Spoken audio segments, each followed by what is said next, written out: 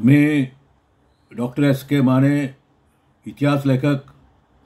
आज आपला जो विषय आहे तो करुणेचा सागर, क्रांतिकारक विघ्नहर्ता सत्य गणेशची गणेश चतुर्थी म्हणजे जन्मचतुर्थी सकारात्मकरित्या कशा रीतीने आपण हर्षोल्लासाने साजरी करावी याबद्दलचा आपण सांगोपांग विचार करणार आहोत।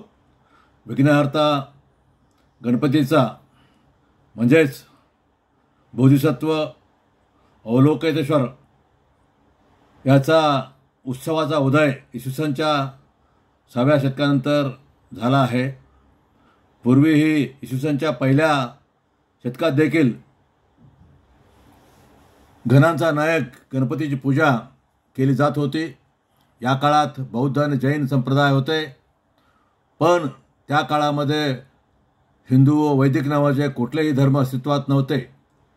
कारण हिंदू धर्माचं अस्तित्व व वैदिक धर्माचं अस्तित्व हे साधारणतः 12व्या शतकानंतर आपल्या हिंदुस्थानात झालेलं आहे। हे आता ह्याला अनेक पुरावे आता सापडलेले आहेत। काही देवता लोकपरंपरेतून विकसित झाल्या। गणेश ही अशीच लोकदेवता आहे। काही वज्रे आणि सनातनी लोकांनी बौद्ध धर्मानंतर आताच्या हिंदू धर्म स्थापनेची पार्श्वभूमी तयार केली। बौद्धांना मुसलमानांच्या सहाय्याने 12व्या शतकानंतर मनुवाद्यांनी परांगदा केले। वैदिक आणि हिंदू धर्मात 12व्या शतकानंतर वर्णभेद आणि जातीभेदाने युक्त अशा परंपरा घुसळून संकुचित स्वरूप त्याला दिलेलं आहे। खोटा इतिहास लिहून विकृतपणे प्रस्तुत गणेशाच्या बाबतीत केलेला आहे। खोटा मळापासूनचा गणपती असा विकृत केलेला गणपती आपल्या समोर ठेवलेला आहे। साधारणतः 8व्या शतकामध्ये मुख्य बौद्ध धार्मिक परंपरेत गणेश विनायक नावाने विघ्नकारी भूत अथवा दानव म्हणून गणेशाचा स्थान त्याला मिळाले होते। यातूनच पुढे बुद्धाच्या तंत्राचारात त्याचा शिरकाव झाला। बौद्ध तांत्रिक परंपरेत विनायकाला अनन्यसाधारण महत्त्व प्राप्त झाले। काही देवता लोकपरंपरेतून विकसित होऊन मुख्य देवताच्या बरोबरीला येऊन बसतात। गणपती हा त्यापैकीच एक। त्याला केवळ बरोबर स्थान न मिळता अग्रपूजेचा मानही मिळालेला आहे। दुःखकारक ते दुःखहारक असा या विनायकाचा प्रवास विविध सांस्कृतिक टप्प्यातून झाला। हा गणेश विविध नावाने विविध रूपाने ज्ञात आहे। त्याचे संपूर्ण स्वरूप कळणे हे सामान्य बुद्धीच्या आकलनापलीकडचे आहे। साधारणतः इसवीसनच्या 6व्या शतकापासून आपल्याला बौद्ध परंपरेमध्ये गणेशाच्या मूर्ती दिसायला सुरुवात होते। आग्नेय आशियामध्ये आशिया आणि पूर्व आशियातून गणपती विनायक हळूहळू लोकमानसात रुजताना दिसतात। त्याचा प्रसार निश्चितच भारतातून झाला। सुवर्ण इगापुरीचे मथुरा शैलीतील गणेशाचे स्वरूप हे यक्षकोटीतले देवतासारखे वाटते। हा तुंदिलतनू आहे, गजमुख आहे, परंतु भक्ताची दुःखे वारणारा नसून तो थोडाफार दुष्ट आहे। सुरुवातीच्या बौद्ध साहित्यामध्येही गजवदनाचे तसेच काहीसे स्वरूप आहे। इसवीसनच्या 5व्या शतकात चिनी भाषेत धर्मक्षेमाने भाषांतरित केलेला धर्मगुप्त विनय नावाचा ग्रंथ उपलब्ध आहे। यात असा उल्लेख सापडतो, जे कोणी विनयाचे नियम तोडल्याबद्दलची शिक्षा भोगणार नाहीत ते पुढील जन्मी शारीरिक व्यंग्य अथवा घोड्याचे किंवा जातीचे तोंड घेऊन जन्माला येतील। ही विनयाची परंपरा प्राचीन असावी। विनय ग्रंथ हे बौद्धाच्या प्रमुख 3 विनय, अधिधम्म आणि सुत्त पेटक ग्रंथापैकी एक। भगवान बुद्धाच्या महापरिनिर्वाणानंतर लगेचच या ग्रंथाचे संकलन केले गेले। विनय पिटकामध्ये बुद्ध भिक्षूसाठीचे नियम दिले आहेत। बौद्ध धर्मात अनेक निकाय संप्रदाय होते। सम्राट अशोकापूर्वी साधारणतः 18 निकाय अस्तित्वात होते। त्यापैकीच एक धर्मगुप्तिक निकाय होता। या संप्रदायापैकी अनेकाचे स्वतंत्र विनय ग्रंथ होते। ह्वेनसांग या 7व्या शतकात भारतात आलेल्या चिनी प्रवासाचा वांगचुक नावाचा एक कोरियन विद्यार्थी आपल्या ग्रंथात म्हणतो, घेतलेल्या व्रतामध्ये अडथळा आणायचं काम गजबदन असलेले आत्मे करतात. इसवी 983 दानपालाने भाषांतरित केलेल्या अष्टसहस्रिक प्रज्ञा पारमिता सूत्रामध्ये तो हत्येचे मुख असलेल्या यक्षाचा उल्लेख करतो. याचाच अर्थ असा की पूर्व आशियामध्ये बौद्ध संस्कृतीमध्ये गजमुख असलेले जीव वाईट कर्माचे फलित घेऊन जन्माला आलेले अथवा दुरात्मे यक्ष म्हणून प्रचलित होते. 10व्या शतकातील भारतातील गणेशाला पूजेत अग्रस्थान देण्याची परंपरा अजून तेथे पोचली नव्हती. साधारण 8व्या शतकात मुख्य बौद्ध धार्मिक परंपरेत गणेश विनायक नावाने विघ्नकारी भूत अथवा दानव म्हणून गणेशाला स्थान मिळाले होते. यातूनच पुढे बुद्धाच्या तंत्राचारात त्याचा शिरकाव झाला. बौद्ध तांत्रिक परंपरेत विनायकाला अनन्यसाधारण मत प्राप्त झाले. त्याचे मंत्र, धारणी मुद्रा आणि त्याच्याशी संबंधित विधी याची मोठी रेलचेल या साहित्यामध्ये पाहायला मिळते. इसवी सनच्या 8व्या शतकाच्या सुरुवातीला एका ग्रंथात असे म्हटले आहे की 1 दिवस रात्र अथवा 3 दिवस उपवास करून अधिष्ठान करून विशिष्ट मंत्र 108 वेळा म्हटल्याने विनायक व त्याने निर्मिलेले अरिष्टे दूर होतात. भिक्षूला ज्ञानदानासाठी चित्त एकाग्र करता येते. अतिगुप्ताने इसवी सन 654 चिनी भाषेत भाषांतरित केलेल्या धारणी समुच्चय ग्रंथात विनायकाशी संबंधित एका विधीची माहिती येते. यात आलिंगनावस्थेतील स्त्री पुरुष स्वरूपातील गजबदन व नरदय असलेल्या 2 मूर्ती बनवाव्या. कृष्ण पक्षातील प्रतिपदेला त्याची विशिष्ट विधी करून स्थापना करावी. त्याला 108 वेळा मंत्र म्हणून तिळाच्या तेलाचा अभिषेक करावा. त्यामुळे विघ्नाचा नाश होऊन दुर्दैव दूर होण्यास मदत होते. विनायकाचे हे स्वरूप महत्त्वाचे आहे, कारण यातूनच पुढे जपानमध्ये पाहायला मिळणाऱ्या गणेशोदय मूर्तीचा विकास झाला असावा. जपानी बौद्ध मूर्तिशास्त्रामध्ये गणेशाचे 30हून अधिक मूर्तिप्रकार दिसतात. त्यापैकी काही प्रमुख प्रकार हे गणेशद्वय अथवा विनायकद्वय स्वरूपाचे आहेत. त्यापैकी सर्वात प्रसिद्ध म्हणजे खंगी विनायकद्वय. त्याच्या अनेक कथा जपानी बौद्ध परंपरेत लोकप्रिय आहेत. त्यापैकी एक पुढे देत आहे. एक विनायक नावाचा पर्वत होता. तो पर्वत विघ्नकर्ता अथवा विघ्नकर्त्यांचा पर्वत म्हणूनही ओळखला जाई. त्या पर्वतावर अनेक विनायक राहत असत. त्यामध्ये त्याचा राजा कंगी हा सुद्धा होता. महादेवाच्या आदेशानुसार तो बौद्ध भिक्खूंना त्रास देत असे.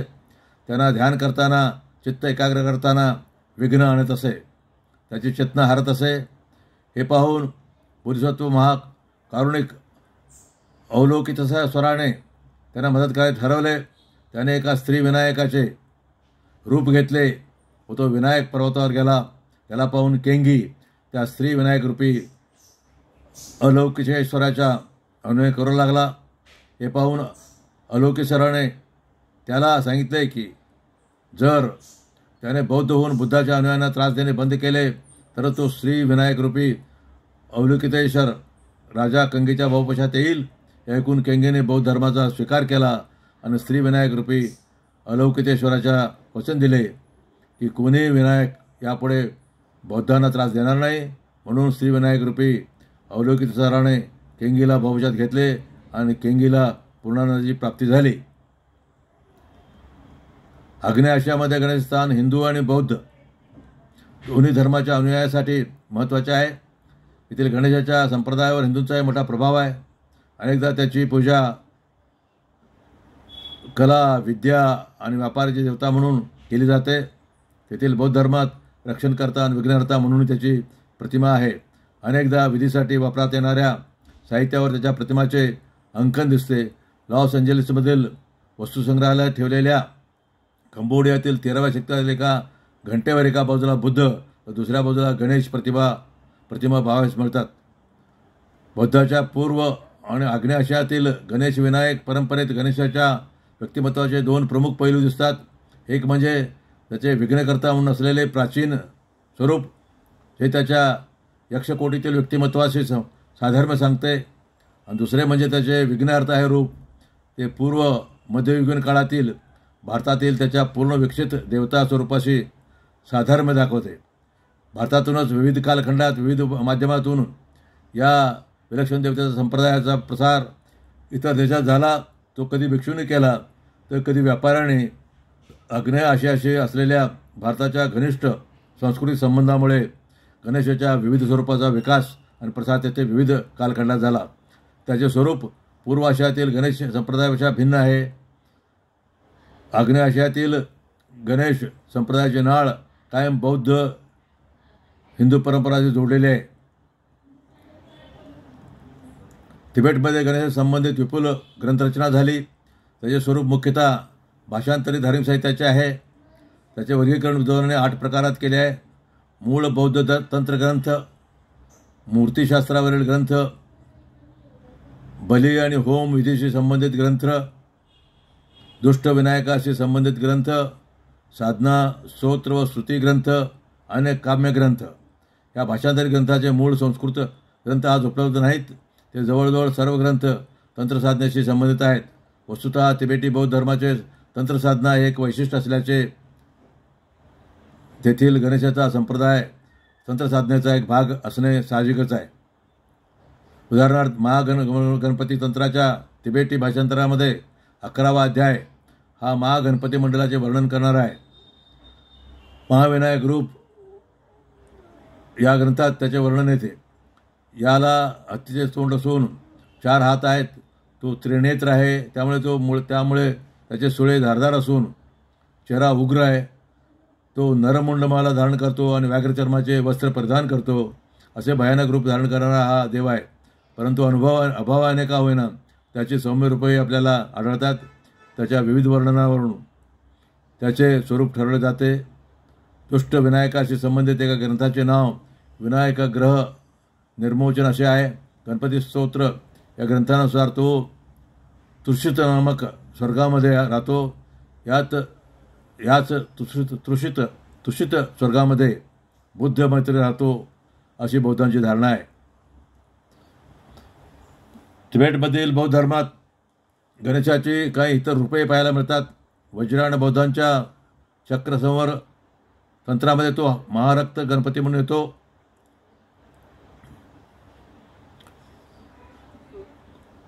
तो तिबेटी कलेतील गणेश भूतवाहन किंवा मूषकवाहन असतो.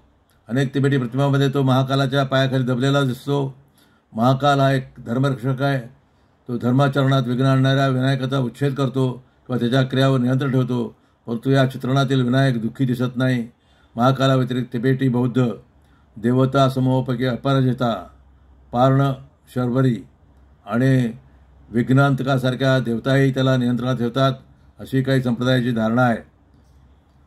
बौद्ध गणेशाचे अनेक रूपे पाहायला मिळतात. श्रीलंकेतील गणेश पूजेला महत्त्व आहेच.